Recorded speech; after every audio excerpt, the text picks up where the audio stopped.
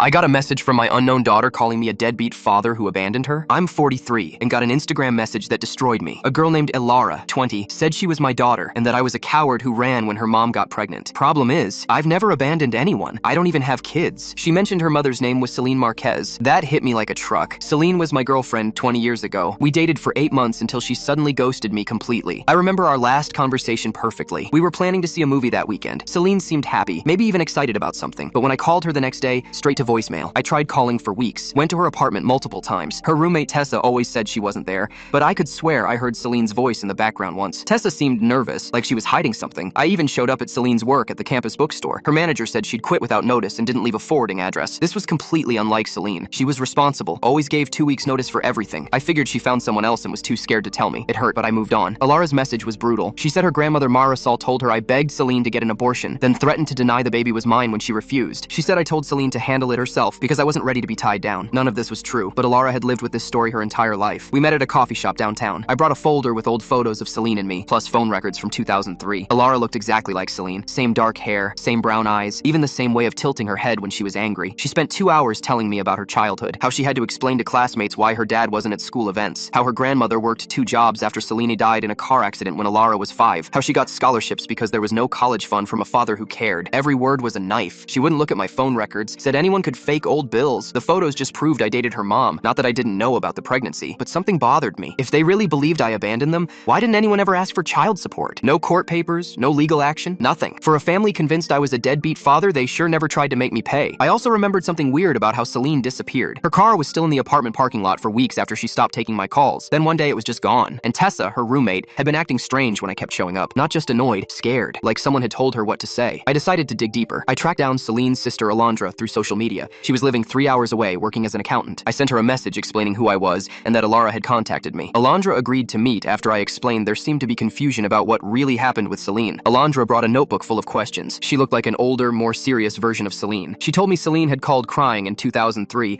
saying her boyfriend dumped her when she told him about the pregnancy. But here's where it got weird. Alondra admitted she'd been away at college during most of this and only heard the story secondhand from their parents. She'd never questioned it because Celine had been so upset. When I showed Alondra my phone records proving I tried reaching Celine for weeks after she disappeared, her face changed completely. She studied them like she was seeing evidence of a crime. The timeline didn't match. If I had dumped Celine immediately after learning about the pregnancy, why was I still desperately trying to call her? Why were there dozens of calls spread over 3 weeks? Alondra went quiet. She said she needed to think about everything and would call me soon. 3 days later, Alondra called me at 11 p.m. crying. My parents lied to everyone. Celine never told you she was pregnant because my father made her disappear. He found out about the baby and forced her to move states without telling you. They created the deadbeat father story to explain why you weren't around. Elara's entire life was built on a lie.